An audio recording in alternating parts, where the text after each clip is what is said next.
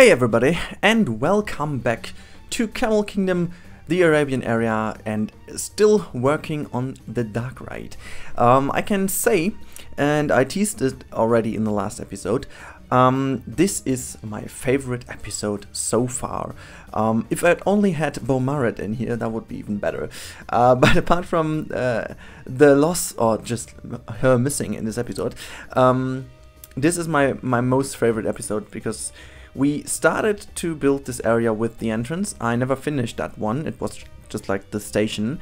But the whole project, the whole thing around here was always considered to be a whole area which is totally worked together how I wanted it from the beginning. It worked out a little bit different than I thought at the beginning, but it kind of came to the point where I needed to finally, you know, put myself into the position to finally go and try to finish off the entrance area. And this is a huge thing to do because it is all so narrow, so tight. There's not much space to fit in pieces and stuff. And I wanted to go on with the overall look and feel of the area, but still I also wanted to create something new. And whilst I was trying so, it's always appeared to be a little bit difficult because, you know, I've been creating so much and so different things in this Arabian area. As I've already said in the comment section of the last video, we are already hitting a point where the FPS are really not good. I mean, for you guys watching a speed build, it's not dramatic because speed it up, it's all fluid and also nice and tasty to watch.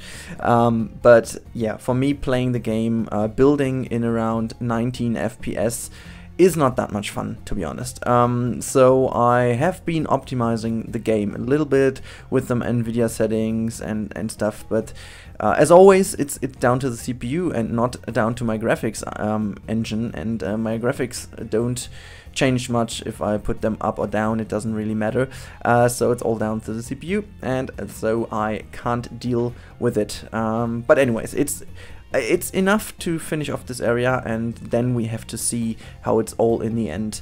I will clean up the park a little bit then and see maybe if I get some FPS back, because obviously I have a lot of stuff and tools lying around in this park which are not necessary. I just have them because I do need them all the time in the building process, but once it is finished I can get rid of them, and hopefully this brings back a little bit of FPS. I mean, at least there are a few thousand pieces in them, so maybe a little bit. Anyways, back to the episode. We are now going into the entrance area, which is going from the little raised position of the Arabian area, where we have the little restaurant area, over the rooftop of this big temple kind of building, if you want so, into this little entrance way over here. And my idea about this is, and potentially this is the first time ever in Planet Coaster that I am happy with the result of this kind of try, because it's really hard to put into words, because, you know, English is not my native language and this is a little bit more difficult to explain maybe than other things. But if you go into a theme park, it's most often you have two different options. The first thing is like a Six Flags option. You have a big parking lot where you put some coasters on, and or cedar point ways in that kind of thing, and you have, you know, not that much of theming. It's all down to the rides. And then again you have Efteling and Phantasialand, for example, also Disneyland, who may not have the most fanciest rides out there, but they do spend a ton of work into scenery and also into queue design. And one thing which is sometimes simply not doable in Planet Coaster is the sheer amount, the sheer scale of the queue area, of a normal queue. And I wanted to give it a try and do it one single time the way a real theme park would do it. So this queue is probably the most realistic queue I've ever built in this game. It is going, as I said, from the middle of the Arabian area. You have to go uphill a little bit. Uphill is maybe the wrong term.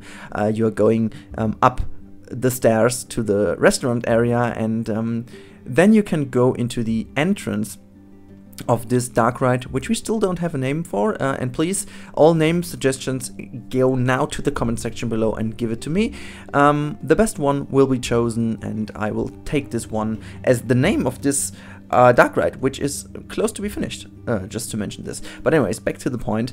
It might potentially be the most realistic entrance I've ever built, and it is going over the rooftop. Then it's going into this little stair area where you go down into this big building, and then there is one special thing which I'm gonna explain a little bit more about in the later stages of this video.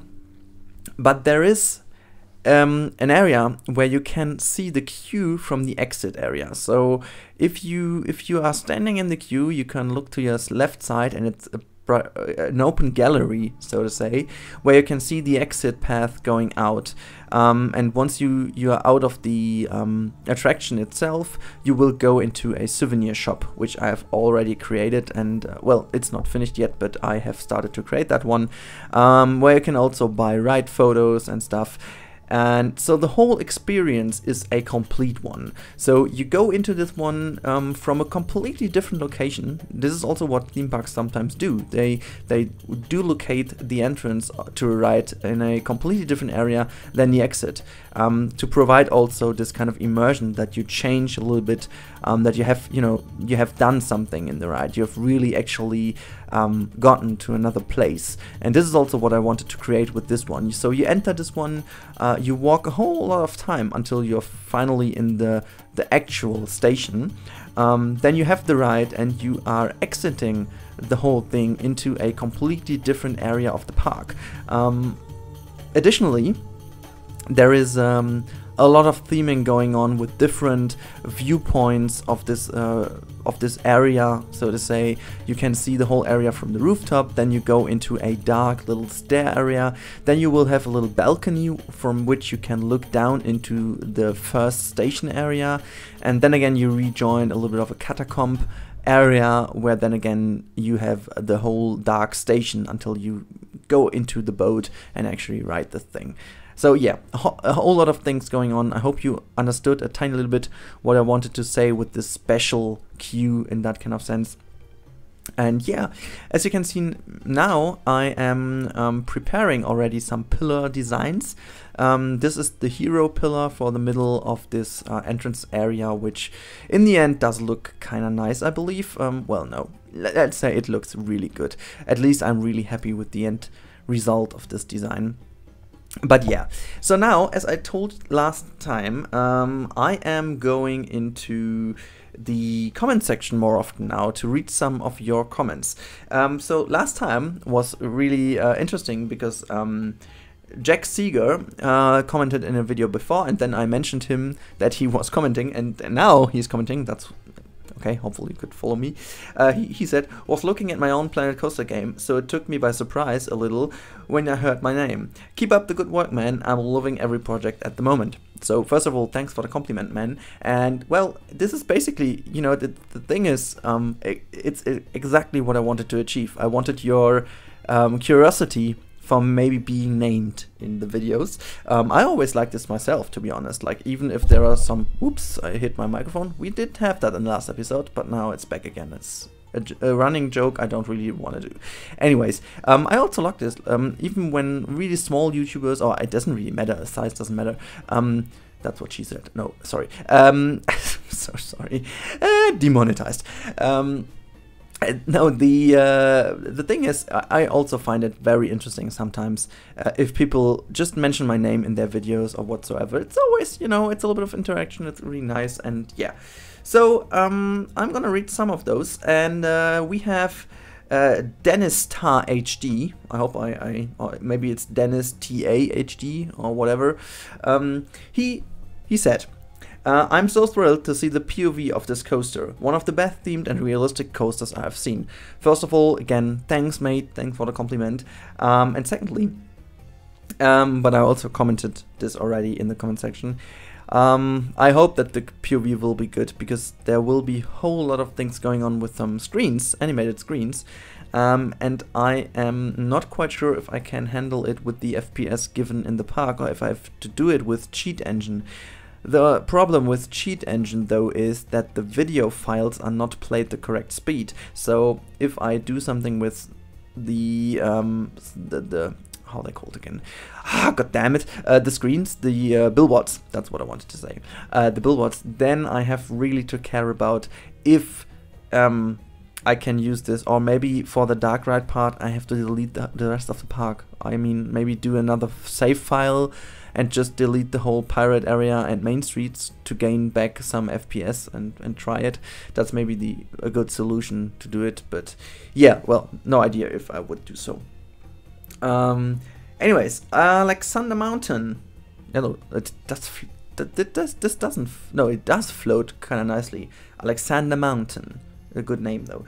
Honestly, one of the most intricate and amazing parks. I live for episode of this park. Cool. That's good to hear because I don't want you to die, so I'm gonna do some more episodes of this better. But yeah, well, okay. This is a very nice compliment, to be honest, because what I wanted to put into words at the beginning of this episode was really this intricate design of this park or of this area. So I really like that you guys feel it, because that's what I'm working for, that people can see and feel this. Anyways, RCD Gaming says, music you choose. Do. I can't even, no, there is no flow in it. I should do it like do. I can't really see that I put music in that only does do, because it's, I know what you mean, but this is Arabian music, so it's, I don't know, well. Brilly B said, you captured the Arabian flair perfectly in this part of the Darkride, sorry. It's simply brilliant. Very great work with the small pieces, camels, door frames, etc., which result in a very atmospheric view of the scene. In total respect. Thanks, mate. And yeah, as I said just a few seconds before, this is exactly what I wanted to create, so always happy to hear that it seemed to work out. And yeah. Cool. Anyways, there's another comment I really want to comment on, and this is, yeah, maybe let's take this one first. Chris Nayans, or Neon, I don't know, said, I'm pretty sure that somewhere some developer of Planet Coaster watches your channel and facepalms every time you abuse his assets. Well, to be honest, that's actually something we kind of often talk about with the devs, and Matthew Florence also commented on my tweet about this comment. This is confusing, I know. That it's more like they are not face palming, they are more like smiling, because they see that what they do is used in a way that they didn't even think of, and that's the best thing for a game developer. And since we use it for the best and not for the worst, well, except maybe our Royal Flush, but that's another story, it is always making them smile. So yeah, better call it, every time they see it, they start another smile. And yeah, so the next thing, and this is the last comment I'm going to read out because we are getting to the important part of this time lapse. Oh, I see my staff member is kind of bored. Anyways, David Spring says, as much as I love the camels, they look amazing. How fantastic it is that you actually went ahead and dressed up the animatronics. That's just, man, even for you that's next level crazy, absolutely love it. All of this looking so good, can't wait to see what your very favorite episode will bring. So now we are in. And I should pay a little more attention to the episode, because I said at the beginning that it is very special. But yeah, we need some progress to really understand why it is that special. You have seen this already at the beginning in the intro shots, to be honest. So we can talk about a little bit more right now. But just to answer on David Spring's comment, yeah, I have to say I don't really why, but It's taken me so long to finally try to dress up animatronics, but it just worked so good, and I just found out you can even recolor them. But yeah, I mean, it's a big compliment of you, David, so thank you. But I would love that we have more potential and more possibilities to dress it up, to be honest, because there's a whole lack of yeah, difference in those animatronics. But anyways, I was also really happy that it worked out, and yeah, happy to hear that you appreciate that. But now, back to the episode, because we just have another 2 minutes left and I want to talk a little bit more about what's going on. This is the so-called gallery. And the gallery area, and this is what I said a few minutes ago, the gallery area is really what I wanted to create for the first time ever. This is something I enjoy the most in theme parks, and maybe the best example for stations and for queues is the Flying Dutchman in the Efteling. I don't know who of you has ever been on this. If not, make sure to go to YouTube and search for a video where the queue is captured of the Flying Dutchman. I mean, the Flying Dutchman itself is kind of the same thing as we build right now. It's just not the same manufacturer as the version we have in the game. It's a different water ride, but it is the same thing. You have a dark ride part first, and then you have the water coaster with a big splashdown. But the best thing about Flying Dutchman is the overall experience of the queue. You have this really pirate-inspired queue area where you go through little queue lines which are more like catacombs, and then you're in a tavern kind of thing. But in the end, you are going into a real harbor, and they really created such an amazing looking pirate harbor. This is just, it's just so amazing. And what they did is they had some windows in the queue. Like if you are sitting really or just going through a tavern and you're looking outside the tavern into the harbor, you can't really see the ride itself. You just see the boats entering and exiting. But the overall experience makes, first of all, the waiting time way less stressful, because it's just an amazing feel to be in there. And second, it's just looking so amazingly good. And this is what I wanted to create. I really wanted to create an area where you already are teased in the queue area, or maybe also in the exit area, because you can walk into this very nice room over here, and you will see the queue, people queuing up for whatever, because you can't see what they're queuing up for. But all this together raises attention, and honestly, that's basically what I wanted to create with this little area over here. It's not big, right? But it's a huge gallery in terms of excitement and you know, just the simple idea that if you are in a theme park, you create an illusion, a whole different world. And I think this room really is a great example of what you can do with Planet Coaster to build this all together, because from the outside it's just a big house. No, not more. But anyways, I hope you liked this episode. It's already over, and yeah, make sure to like this video if you enjoyed it, and also don't forget to subscribe if you haven't, and see you then in the next episode, guys. Have a good one, and bye bye.